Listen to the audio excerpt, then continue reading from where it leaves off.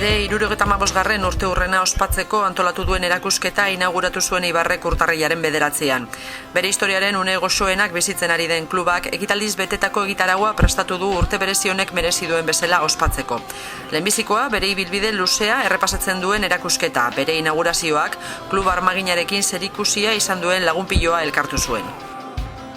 Azken hilabetietan klubaren artxibuak hankaz gora jarri ditugu erakusketa honetan ikusten diran dokumentuak aukeratzeko.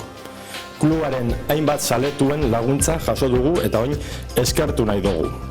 Urte aurren hau Eibarren epe laburrerako erronketako bat da, baina ez da erronka bakarra. Portaleako erakusketa aretoan kokatuta, Eibarren historian murgiltzen da erakusketa. Argazkiak, bideoak, egunkari ebakinak, objektu desberdinak, klubaren bildumatik ateratak eta bazkide eta lagunek utzitak, helburu berbera dute denek, azken 75 urteen errepaso zehatza eskaintzea.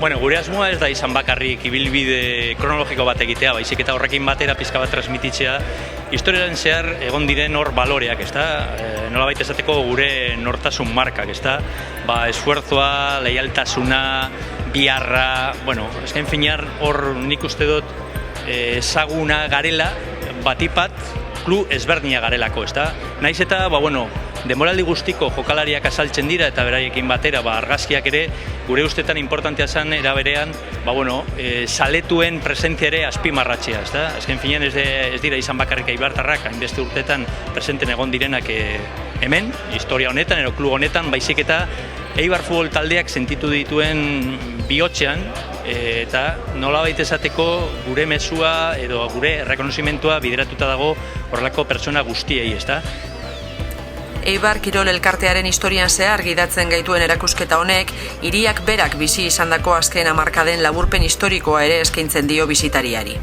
El Eibar siempre allá donde ha estado ha sabido transmitir y además es lo que hoy en día seguimos transmitiendo, una serie de valores que identifican al club. Y yo siempre he dicho que este club siempre ha enarbolado esos valores que son las de los eibarreses y las eibarresas. Siempre hemos sido así. Siempre nos ha impulsado los retos. Siempre hemos sido gente comprometida, gente trabajadora, gente honesta, gente honrada, gente que ha sabido superar las dificultades y muchas ha habido, muchas hay y muchas habrá. Y el club siempre ha sido así, por tanto uno siente que cuando se habla de Eibar se habla de Eibar y eso yo creo que es lo importante. Erakusketa otsailaren 8 arte ikusi ahal izango da, asteartetik igandera, arratsaldeko 5:00 8:30. Klub Gorri Urdinaren fundazioak 75. urte hurrena ospatzeko antolatu duen egitaraguaren lehen egitaldia da. Hurrengo hilabetetarako prestatu dituen artean, talde ospetsuren baten aurkako lagunartekoa, biliburuen argitalpena, edota seilu baten edizioa nabarmentzen dira, hitzaldi eta mahai inguruekin batera.